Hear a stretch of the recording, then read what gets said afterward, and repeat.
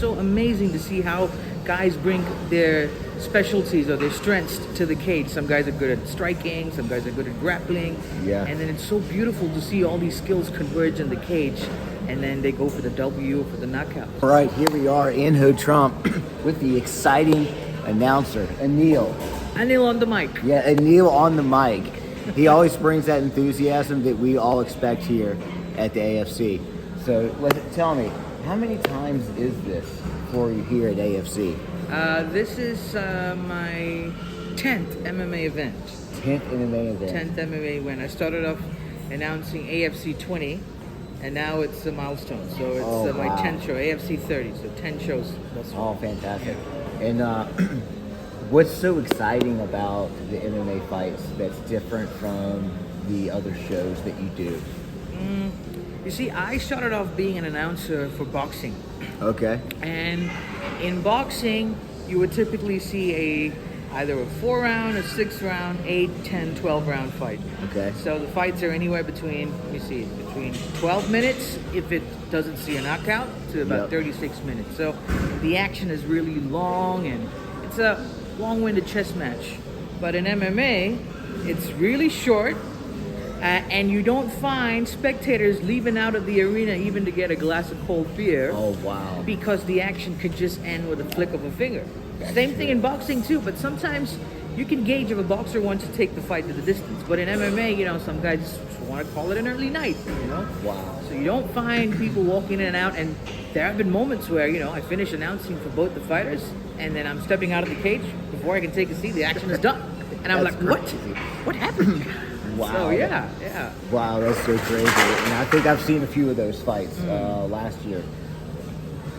So announcing MMA fights, mixed martial arts, you got all of these martial arts mixed together. How has this changed your perspective on sport and sports in general as it applies to maybe your life? I would say that mixed martial arts is a completely different discipline as opposed to other forms of combat sports where you just rely on.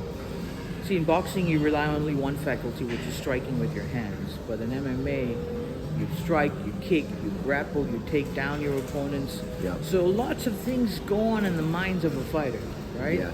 And they have to do all these different things in the shortest period of time. They have 2 5-minute rounds, I guess. Yeah.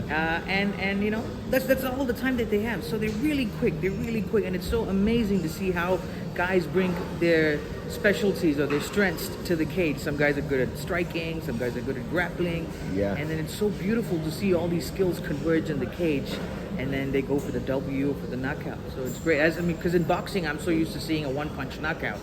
But in MMA, you either can knock a guy out by submitting him, or ground and pound, or so many other ways of knocking him out. So it's a very new experience for me, and I have to say it's revitalized me. It's given me a new breath of fresh air, I would say. Yeah, absolutely. I think you've given us all a breath of fresh air with your excitement that you bring. So how do you, one thing that I've always wondered is, how do you bring that trademark excitement to every show, no matter what the situation is? I think, I always believe in one philosophy in life, that especially in a sport like boxing or mixed martial arts, you don't pick the sport, but the sport picks you. Because the sport is as alive, is as spirited as we are in the sport. Yes. So the sport knows who it needs to pick to revive the sport and keep the sport alive. And I feel I'm blessed that boxing and MMA has picked me. Mother Boxing and Mother Mixed Martial Arts has, together, the highest order. Yeah. The great elders, they sitting up there and they've decided and said, this is the guy that we want to be the voice in the cage and in the ring. Wow. So I feel like, that's a responsibility bestowed upon me. Fighters train their asses off. Yes. And then it's at that one moment, maybe I have a minute, Zach. I have 1 minute to glorify everything a fighter has done before he starts fighting in the cage. Yes. So I got to make the best out of it. And, I was doing some research. First, when I started off as an announcer, I used to emulate what other announcers have done. And then I thought, there's no hard and fast rule to that. I can just come up with my very own ideas. So that's why you see me repeating the syllables. So like for Pablo, I say, Pablo, do do do do do do do do. And then for Felipe, I go, and, and I got the inspiration after watching, those auction shows. Oh yeah. You know how they would do those auctions? Yep. Going one, going twice, 1 Alabama 20, Alabama 30, Alabama 40. So and I was like, hey, I could try to bring this cadence into MMA, and so here we are. That's fantastic. That's really cool how you start bringing different styles into the cage and some fighters like it. Some fighters think, some have even told me like, hey, I don't want you to do that because they want me to just straight announce their names.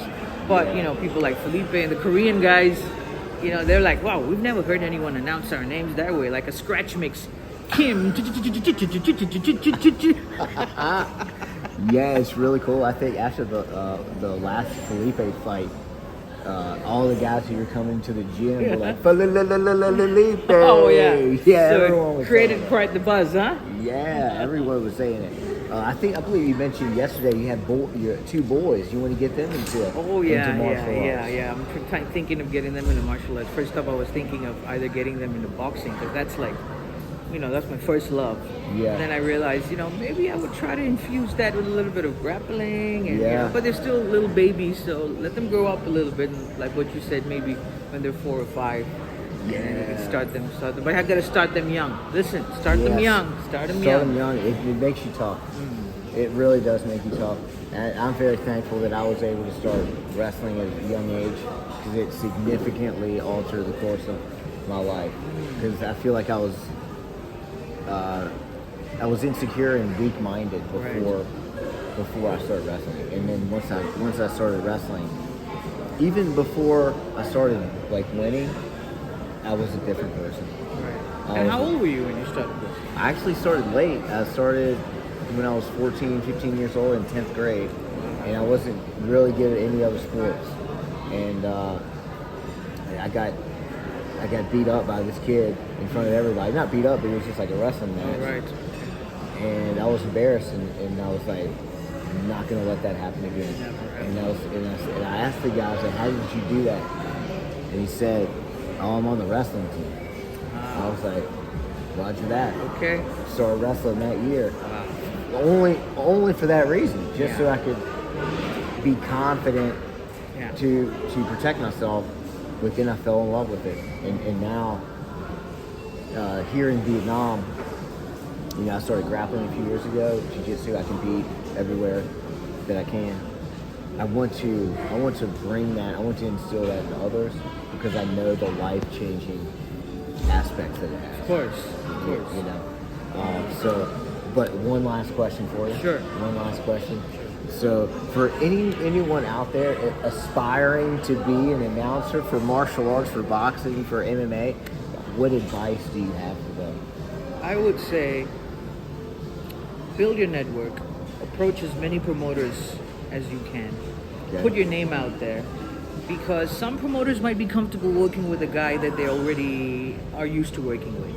And my opportunity came about when one of the promoters had a regular announcer and that guy fell sick, and then that's when he decided to give me a call and said, hey, my regular announcer is unwell, you want to give it a shot?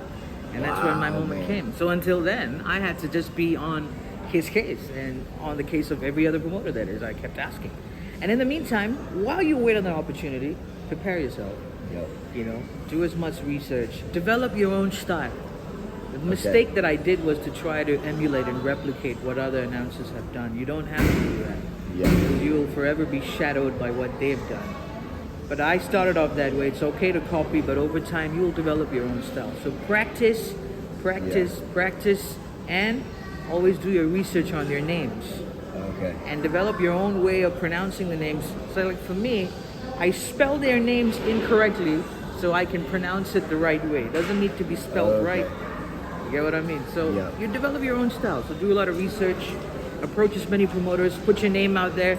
Record yourself, take a video. You got TikTok nowadays. Record yourself doing some announcing. Ask your friends. Ask people like Zach, hey, how do you think I can improve? Get some feedback.